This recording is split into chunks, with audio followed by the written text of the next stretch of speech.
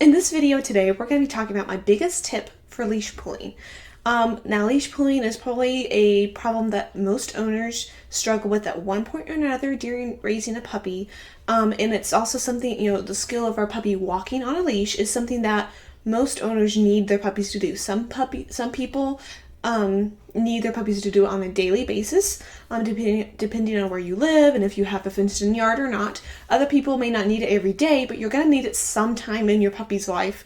Go to the vet or go to the park or anything like that. You're going to need your puppy to not pull on his leash, to walk politely on his leash. And you really need to put the time in now to train him to do that, because obviously if he's a large breed or anything like that, as he continues to grow, he's going to be harder and harder to control if he's pulling on the leash. And if he's a small breed, then it's going to be hard on his throat. If he's on a collar or something and he's pulling to the leash, and plus it's not polite, it's not ideal, it's not what we want. And it's possible to train your puppy to walk politely on the leash. So why don't we do that instead? So my biggest tip, and this might seem too simple, or it could seem too difficult for some, but my biggest tip is whenever you are walking your puppy on a leash and he pulls, stop.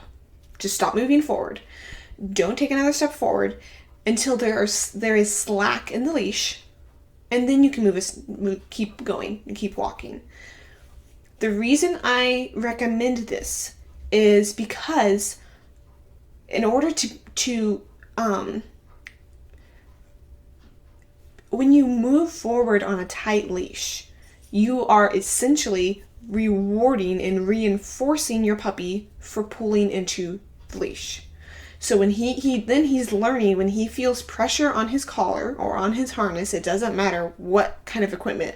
I've seen dogs pull in, prawn collars. I've seen them pull in gentle leaders. I've seen them pull in, slip collars. It doesn't really matter what you have, harnesses, whatever. The same rule applies for everything. If you let them pull and they go forward and they get to go forward, you're just basically rewarding them. Honestly, in my brain, the way it works best is like you're basically giving them a treat for pulling. Because what they want is they want to move forward. So they pull, they feel the pressure on their collar, and in their mind, if they've been reinforced for pulling by you continuing to walk, in their mind is that I feel pressure on my collar, I just need to pull harder, put more pressure into my collar, and eventually I'll get where I'm wanting to go. So it's kind of this vicious cycle that's rewarding. It's, the puppy is kind of reinforcing himself. But if you stop every time he starts to pull, then he can't reinforce himself by getting where he was trying to go to. Now, this can sound super tedious, because some puppies pull a lot, and you might be thinking, I'm gonna have to be stopping a lot, I'm gonna have to be standing around a lot. But the thing is, in the beginning you're gonna be stopping a lot. But as your puppy learns what the new rules are, he's gonna learn, when I pull, I stop. So if I really don't want to stop, I'm not gonna pull. Obviously, for some puppies, just going forward on the leash is reinforcement enough. And when they stop and they give you slack, you start walking forward again.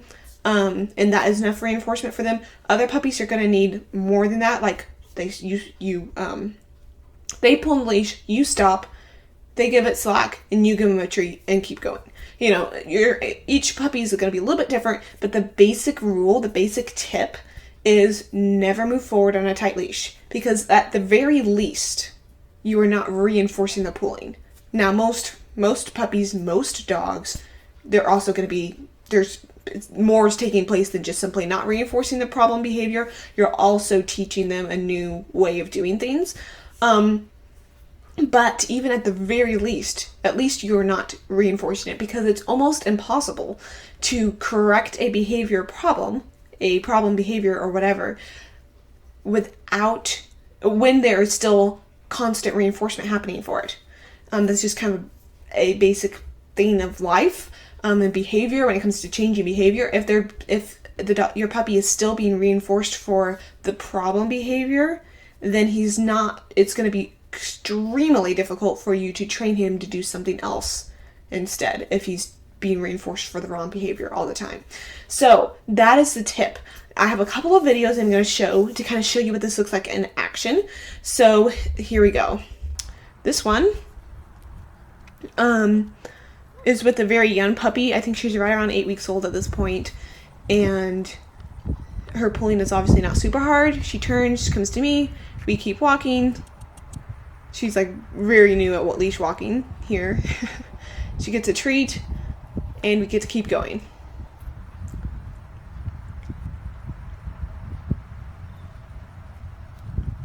This next video with an older dog, and he's getting treats for walking politely on his leash right now because there is slack in the leash.